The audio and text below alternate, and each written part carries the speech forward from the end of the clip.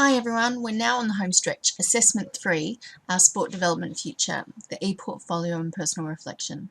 This video will take you through an overview of what's required for Assessment 3, and we'll also look through the marking criteria to make sure you know what's expected and what you will be assessed against.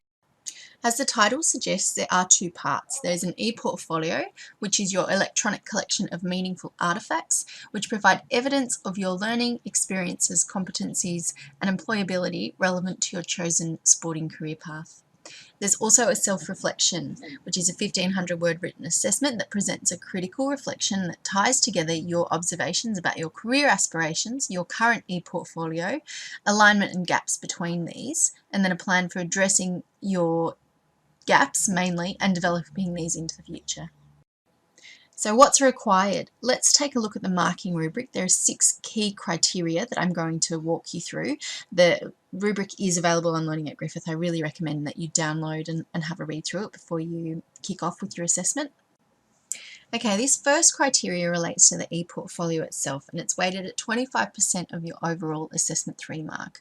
All the other criteria we're going to look at are based on the self-reflection, so this one is specific to your e-portfolio. Okay, the criteria reads, the e-portfolio demonstrates your ability to purposefully select artifacts relevant to the chosen career path, and that the artifacts are presented and organised in a way that's logical, creative and impactful.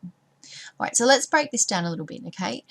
The artifacts that you include in your website, and we'll talk about what those artifacts are, but when you put them up, you want to not just have like your poster from our course or a report from this place and just have them sitting there. You actually want to have some summaries of whatever the experiences or the examples of projects or your works or your volunteer experience, whatever you've got up there. You want to have a little bit of a summary talking about how this particular artifact is relevant to the career that you're hoping to move into. Okay, don't just put things up and leave people to guess the connection. It's up to you to provide that communication, very specific and targeted breakdown of what it is you did, what you learned, how it's relevant. Okay, now the other part of the criteria is about purposefully selecting, and this is really important. This is about what you include, and it's also about what you choose to leave out. Okay, please don't put up every assignment you have ever done at university, because they're not all going to be relevant and they might not all be the strongest things that you've ever done. So make sure that as you're going through, you're very selective about what you're including, because each piece of artifact that you include should have a purpose, and there should be added value to the kind of presentation of yourself that you're hoping to communicate. Finally, think about how you're presenting these things. It shouldn't just be a collection of things in a web page or on a LinkedIn. Think about how you might add that commentary to help the reader see the relevance of your artifact to your chosen career. And also remember that your artifacts can work on different levels, and so that's something else you need to think about when you're writing that commentary. So take for instance, you've done a group assignment on sport development. So the fact that you might have done that means that it's not just that you have knowledge in sport development, but you've also worked on a group assignment, and that in itself can have a few things that you can unpack in a little bit more depth. All right, it might demonstrate your experience working and communicating in teams. For others, it might be around some problem solving or dealing with conflict. So any of those kind of things that you can unpack a little bit more can really help to strengthen how you're meeting those attributes that you've identified in your career path. Okay, so make sure that you're not leaving it up to your reader to guess what you might have done or what you might have learned or what you might have gained from something. Make sure you're including a paragraph or two alongside your artifacts to make these points explicit. Okay, the second, third and fourth criteria relate to the content of your self-reflection. The first of these criteria is around identifying career pathways. A career pathway should be focused beyond the job that you want to get straight out of uni. Okay, so it does require you to do a little bit of research and hard thinking about where you want to go. In our workshops, we've looked at some potential jobs both at community and elite ends of sport, and in our site visits, we've also gained some insight from our hosts into people's work and their journeys to get there. So think about these examples as you research your own career pathway. If you're not entirely sure at this point where you want to go, what you want to be when you grow up, that's okay. But let's choose a scenario. If you've got a couple of different things that you might be interested, pick one and use it for this exercise. Okay, it's going to make the doing the actual assessment a lot easier. So if there's one thing that you're thinking about, might be to become, I don't know, a performance science for ski jumping, okay, then use this as an opportunity to suss out what might the stepping stones be to get there. Okay, it is up to you to demonstrate that you have gone out and researched a career pathway, so different steps to getting where you want to be ultimately. Okay, the second of the criteria is about identifying your own strengths and weaknesses. So this is about you looking at the key attributes identified within your career path, then looking at what you've pulled together for your e-portfolio, and then those two things together, identifying areas of alignment and identifying things that you might need to develop further to be able to hit on those criteria. Okay, let's break this down a little bit further for you. So I said that the first step would be to look at attributes that are important to your career path. How might you identify these? So go and have a look for some job descriptions, or maybe even do a little bit of just a Google search for jobs that you think you want to move into, and see if you can identify from them some essential criteria that have been stipulated either in the job descriptions, or if you're having a look online, what kind of things are they saying are important to those, you know, management level type jobs.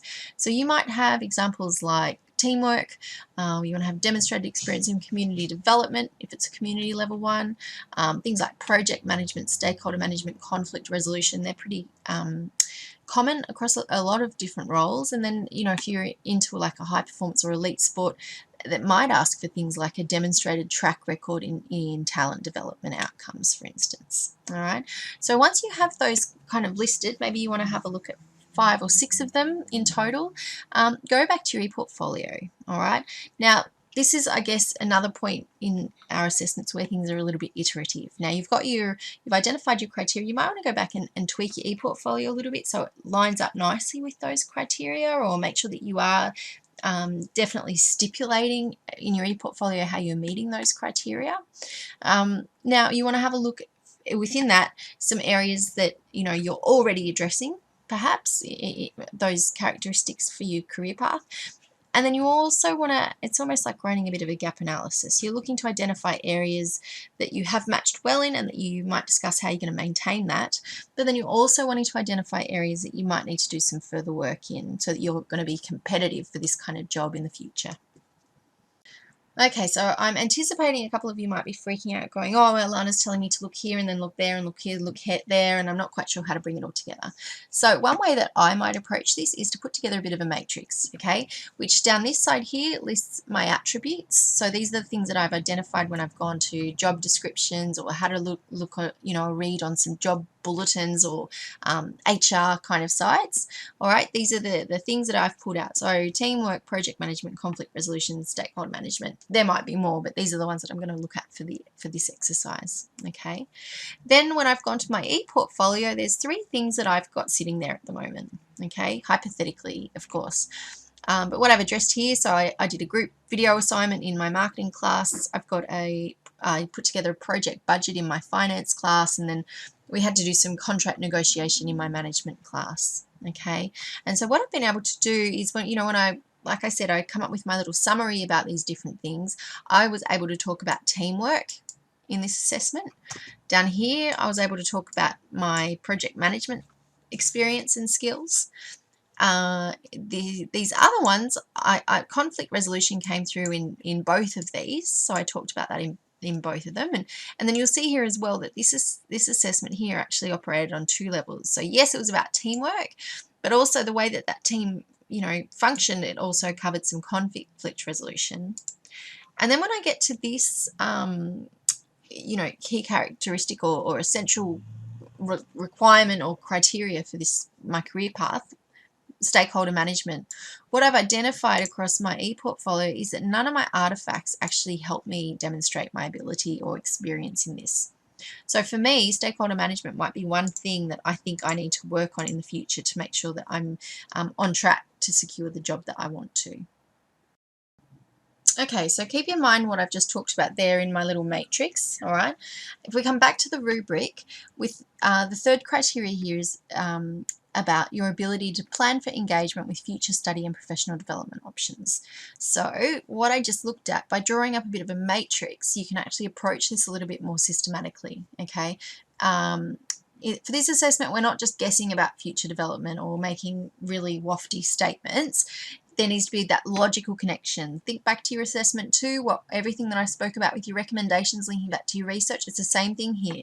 Our plan for future engagement and future study needs to be linked back to those first, what we've covered off for those first 2 criteria. Okay, so what I talked about in that little matrix is that I've, my stakeholder engagement attributes underdeveloped. All right, so I need to work on that. When I get to my future plan, it's not that I'm just going to have a statement saying, oh yes, stakeholder engagement, I'm not really covering off very well and I need to work on it. I don't want to see those wafty statements, okay? We want to have some kind of action plan about what the work on it is going to look like. Am I going to look for volunteer experience? Am I going to enroll in a short course? Be specific. In this course I prefer it when we are in-depth and specific about things. Okay, so that's really all I have to say across the content. What I would say to finish up here is that all 3 of these criteria that are about content, your actual self-reflection, all 3 of them need a little bit of research beyond what you've put together for your e-portfolio. So be prepared to go out and look for a little bit more to help you discuss, flesh these things out, back up your statements, all right? And I guess that as well, importantly, it is an academic piece of work. You are expected to bring in references from academic journal articles. So that's what you need to draw on to be able to meet what's expected of you here, okay? All right, now the last 2 criteria about how well you compose your self-reflection, okay? This first one links to the last comment I just made about the that idea of, researching and backing up your arguments. It's all about researching and informing arguments and appropriately referencing, all right? So just like you did in your assessment 1 personal reflection, we're going to go for a minimum of 3 academic references here. And in the part 2 video for this, I'll give you a little bit more insight for what to draw in. But be prepared to reference, be prepared to actually do the researching first and then to be able to reference, all right? Okay, and then this second and the last overall, but the second composition-based criteria looks at your ability to structure arguments and communicate in written form appropriately. And a lot of this is going to come back to comments I made about your first assessment as well. Think about structure, start early, give yourself time to draft things, read and then reread your drafts. It is only 1,500 words, so work out what's really important to say, and you might think as well if you've wobbled on a little bit, you might want to leave that kind of stuff out, okay? Have someone else read your draft, ask them for feedback, and really, get help and try to refine this one. So look, that's all 6 criteria in the rubric. Make sure you make time to sit down and read through it for yourself before you make your final submission. So hopefully that overview of the assessment and the marking rubric's been helpful. 3 things I'm going to emphasise to finish up. Read through the rubric and make sure you understand what's expected. Then also the second point refers to accessing your teaching staff, okay? Ask questions, make a consultation, send an email. This is your last assessment to perform well in this subject if you want to do that.